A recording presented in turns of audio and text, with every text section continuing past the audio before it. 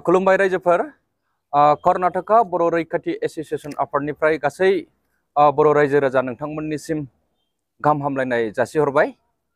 दा दिनै जोङो कर्नाटका बर' रैखाथि एसोसिएशन आफाद दाफुंनानै लानाय जाबाय रायजोफोर।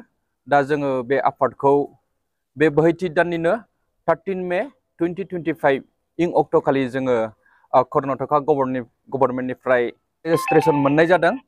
दा रेजिस्ट्रेशन जाखांनायनि उनाव जोङो दिनै इन'ग्रेशन लानाय जादों आरोखि। इन'ग्रेशन कर्नाटका बर' रैखाथि एसोसिएशन ग्रेन्ड ओपनिं सेरेमनि जोंना जानानै थांबाय। दा दिनैनि दिनावहाय मोजाङै मोजां गाजा गोमजायै जानानै थांबाय। दा बेखौनो जोङो रायजो राजाफोरनिसिम फोरमायहरनो सानदों। दिनै बेंगलरावहाय गोबाङानो बा आसामाव नङा होमबा गोबां रायजो राजाफ्रा साननो हागौ बा बुंनोबो हागौ, सिन्था खालामनो हागौ आरोखि। माने मोनसे स्टेटआवहाय माने मोननै आफाद दाखो होननानै दा ससियेल मिडियायाव एसे एनै कुइसनबो फैदों। दा नोंथांमोन जोङो गोग्गानायसो मोनदों माने मोननै आफाद जानायावहाय। मानो होननानै बुङोब्ला दिनै BBWA आफादखौबो जों गाज्रि मोनाखै। जों सिगां समाव BBWA आफादनिनो मावथिखामोन। रायजोफोर दा नोंथांमोनहा साननो हागौ मोनसे स्टेटआवहाय बोरैहाय मोननै आफाद गायसनखो होननानै। दा बेफोरखौ नोंथांमोनहा जेबो सिन्था खालामनाङा रायजो राजाया।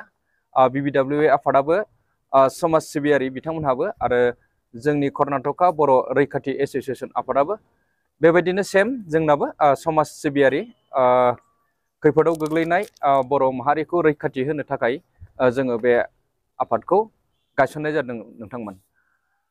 दा आङो बेजोंनो लोगोसे जोंनि गोदान आफादनि बिबानगिरिफोरखौ आङो नोंथांमोननि गेजेरावहाय फोरमायहरनो सानदों।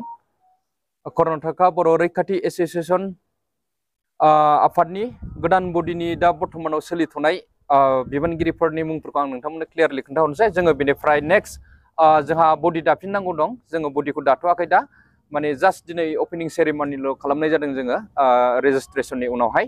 जों नेक्स्ट माने मोनसे बडि दानानै लागोन। दा अब्लाबो जोङो दा जेसेबांखिनि बिबानाव दंथ'यो बा फाउन्डार हिसाबै बा सिगनेटरि हिसाबै दं, आं बेखौ नोंथांमोननो क्लियारिफिकेसन हरनो सानदों रायजो राजाफोरनो। मानोना मिथिनानै लानाया गोनां नङा होमबा। जोंना सिनियर चिफ एडभाइजार हिसाबै दङ सन्जिब बर' सार। बेनिफ्राय वुमेन सिनियर एडभाइजाराव दङ अन्जुथा बाग्लारि मेडाम। बेनिफ्राय प्रेसिडेन्टआव दङ प्रेमजित औवारि सार। बेनिफ्राय जेनेरेल सेक्रेटारियाव आंनो अमृत बसुमतारी।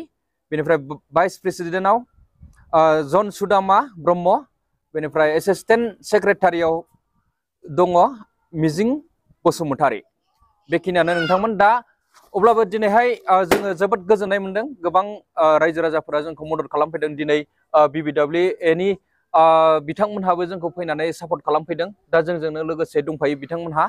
दा मिजिंथियो रायजो राजाफोरा जोंनि बे आफादखौ सापर्ट खालामगोन होननानै। दा रायजो राजाफ्रा सापर्ट खालामोब्लासो जोंबो दावगानो हागोन, अब्लासो जोङो रायजो राजाखौ मदद होनो हागोन नङा होमबा। दा नोंथांमोनहा माबा मोनसे खैफोदाव एबा बिपदाव गोग्लैयोब्ला नोंथांमोनहा जोंनि नाम्बाराथ' नोंथांमोननाव सिगां समाव BBWA आफादाव होनायानो दंखायो कन्टिनिउ। दा जोङो बे नाम्बारखौनो, बे कन्टेक्ट नाम्बारखौनो बा मबाइल नाम्बारखौ जोङो कन्टिनिउ खालामफिनबाय। नोंथांमोनहा मानिबाफोर उसुबिदा जायोबा, मानिबा हेल्प नांगौबा नोंथांमोनहा बे जोंनि सिगांनि नाम्बारावनो नोंथांमोनहा जोंखौ कन्टेक्ट खालामहरनानै माबा मोनसे जोंजों सावरायहरनो हागोन। दा आं बेखौ नोंथांमोननो क्लियारलि खोन्थाहरबाय। दा नोंथांमोनहा एसेबां माने साननांगौ गैया। आफादा जोङो जेनेबा गायसननायाथ' गायसनबाय बा दिनै दाफुंनानै लाबाय नोंथांमोन। बेवहाय पाब्लिकफ्रा जेबो माने गुलुं गुजुं बा उल्थां फाल्थां सिन्था खालामनांगौनि जेबो गोनांथि गैया। जोंनि आफादा मोननैबो सोलिगोन कर्नाटकायावहाय। दिनै बेंगलर बड' वेलफेयार एसोसिएशन आफादाबो मोजाङै मोजां सोलिलांगोन, बिथांमोनहा मावलांगोन।